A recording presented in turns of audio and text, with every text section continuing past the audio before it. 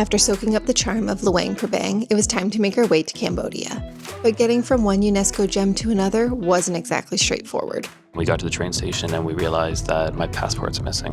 What we thought would be a simple travel day quickly turned into a 3-day journey filled with unexpected detours, long waits, border crossings, and a few surprises we definitely didn't see coming. Good news is we're not out thousands of dollars. Bad news is we're out $400. Here's how we made it from Luang Prabang to Siem Reap and what we wish we'd known before setting off.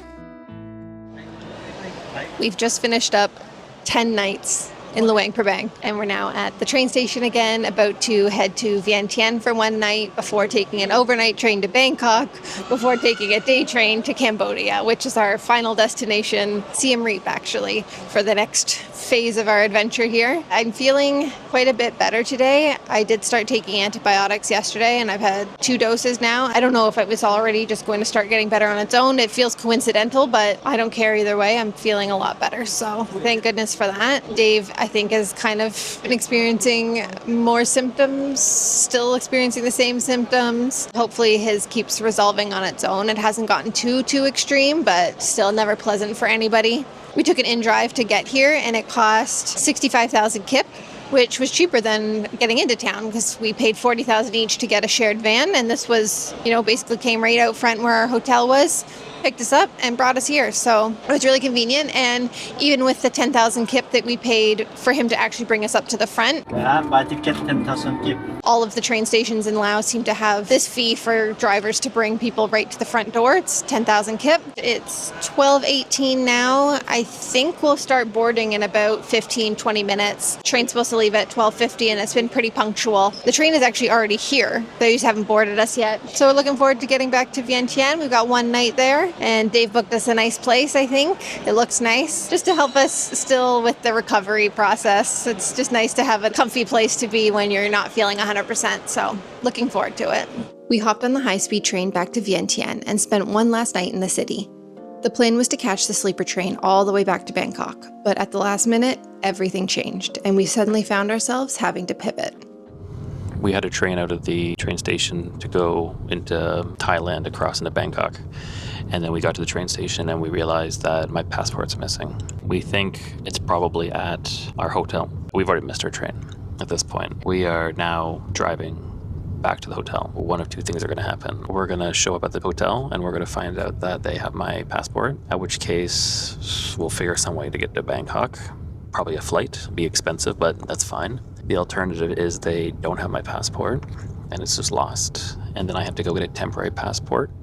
And then we have to leave Asia and go back to Canada so that we can get me a new passport because they'll cancel mine for being lost. Needless to say, there's a lot riding on Dave's passport being at the hotel. And it's not like we left it in the room or anything. They always take your passport when you're first checking in because they take a copy of it. What we didn't realize is because we weren't paying right when we arrived because we wanted to pay cash and we had to go to an ATM, this hotel holds your passport. And we didn't realize that until after the fact when we've discovered that we don't have it. So it was never handed back to us and we just didn't catch it. And it is on us. It's not the hotel's fault. It still is just incredibly frustrating. So it should be just at the front desk, hopefully in a lockbox or something. And we're just about to pull up to the hotel. So cross all of your fingers and toes that it's there. What do you got there, Dave? My passport. All right, so good news is we're not out thousands of dollars. Bad news is we're out $400. We're going to leave this hotel now, and when we arrive at our next hotel, we'll explain everything. Good morning. We are now at the Vientiane airport, getting ready to fly back to Bangkok. So the last update was when we were still at our first hotel and we had just gotten Dave's passport and we were heading to our new hotel. So we booked a hotel right near the airport, super convenient, and only a few dollars more than the place we had already stayed the previous night, and so much nicer. The bed was so comfy. It was great. Neither of us slept because just the stress of the day and then the stress of knowing we had to be up at 5 a.m. this morning. We both just basically didn't sleep, but the bed was very comfortable. So we had 2 options basically once we realized we weren't going to be able to make the the train. We could either fly directly from Vientiane to Cambodia to Siem Reap, where we are ultimately heading. But when we looked up the flights for that, it was like $700 for both of us to fly directly there. And we already had a hotel booked in Bangkok. Again, it was only like $30, so it wouldn't be a ton to lose, but the flight to Bangkok ended up being just under $400 for both of us. Even with having to get a day train tomorrow from Bangkok to the border in Cambodia, it was just so much cheaper to fly to Bangkok. So we figured we already have the hotel there, we might as well head there. And we're going to pick up my hat. Not that that was going to be a deciding factor, but my toque that I lost when we were in Vietnam has made its way to a hotel in Thailand and is waiting for me there. So it's just before 7 a.m. Our flight is at 8:10, and I think it starts boarding at 7:30. So got a little bit of time to drink some coffee. Then we're off to Bangkok. At the end of the day, that's kind of just what happens with travel. It's just, you just never know what's coming. We figured it out. We're on our way to Bangkok. I've got coffee.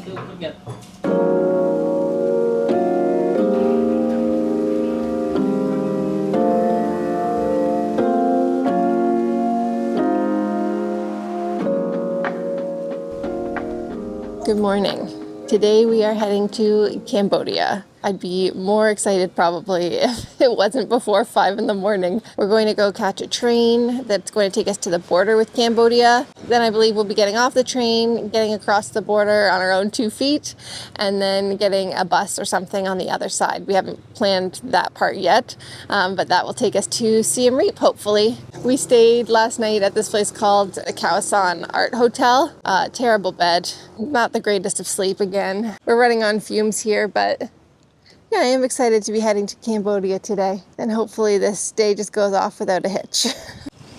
I just ordered a Grab from our hotel to the train station. The cost of a Grab right now is only 100 baht, which is very cheap, but it is only like a 10-minute drive. I've had 2 or 3 other cars already cancel, but this one hasn't canceled yet. So I'm expecting him to actually arrive in the next like 30 seconds.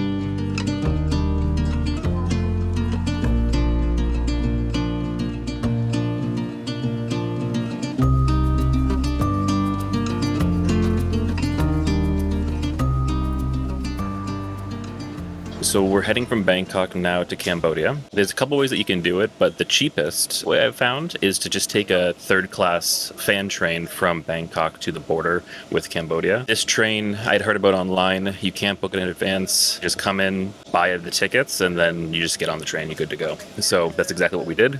The train was 49 baht per person, which is got to be like $2 Canadian maybe. Good value. And then after we got the tickets, we came to the platform, and the platform says this is the right train. The train on the side says it's the right train.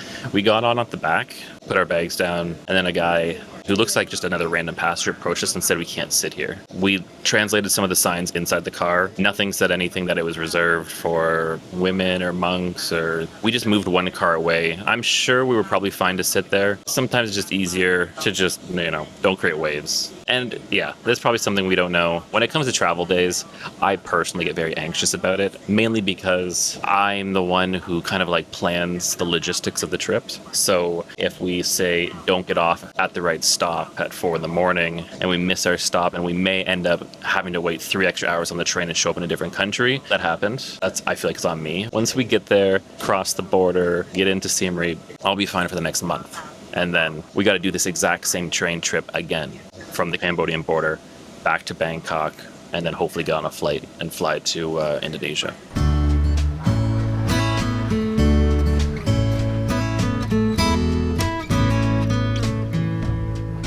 We've left the station exactly on time.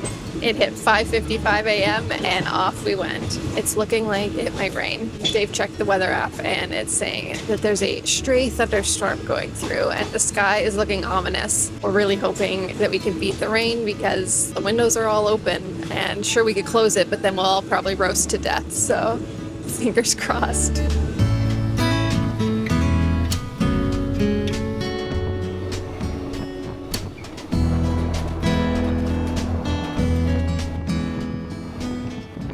We just got off the train a little while ago, actually, coming from Bangkok. So the journey today was Bangkok to the border with Cambodia, and then we're going to cross over, and then from there we're going into Siem Reap. As of right now, we are in Cambodia, and essentially this is what happened. We took the train, great train, super cheap, no issues whatsoever, and that was from Bangkok to the border. We cleared Thai customs super fast. Probably took us less than 5-10 minutes. Once we got stamped through there, we walked across the border. It was about 100 meters. And then as you get through this big structure, up to the right, there's a staircase that just says foreign passports. So we walked up the stairs there, went inside, and it was a nice little air-conditioned space. There was probably about 100 people inside. We immediately lined up. I would say we were probably only in line for 15-20 minutes, really short amount of time. We walked down this flight of stairs. There was another officer that just checked our passport to make sure we got stamped in properly. And then the gauntlet started.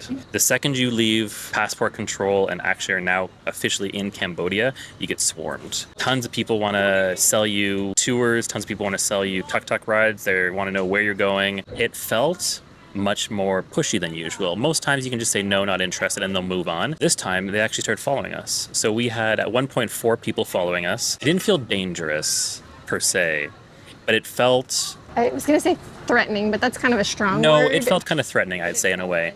From what I had read online on Google reviews from passport control areas was once you get into the country, there's going to be a roundabout about 150 meters from when you first enter Cambodia. Don't speak to anyone, just beeline right there. And as soon as you get to the roundabout, you'll find the bus station. Got in here, they said it was going to be about 12 USD per person. So now we're just waiting for the bus. It was around 12:30 when we first got here and paid for the tickets. And then they said it was going to be about 30-40 minutes until the bus leaves. And then it's just a couple hours, I think, to Siem Reap.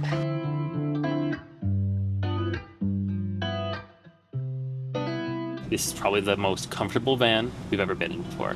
This is like the most luxurious, thick leather seats. Yeah. And it's got, well, the AC's going. There's Wi-Fi. There's outlets on the wall right next to the seat. So if you needed to charge something, we could definitely do that. It looks like it can fit, what, like 12 people? Currently, we're the only ones in the van. I think they're delaying the bus leaving because they're hoping more people will show up because they don't want to have to drive this entire van for 4 hours all the way to Siem Reap. For just the two of us. Just for the two of us.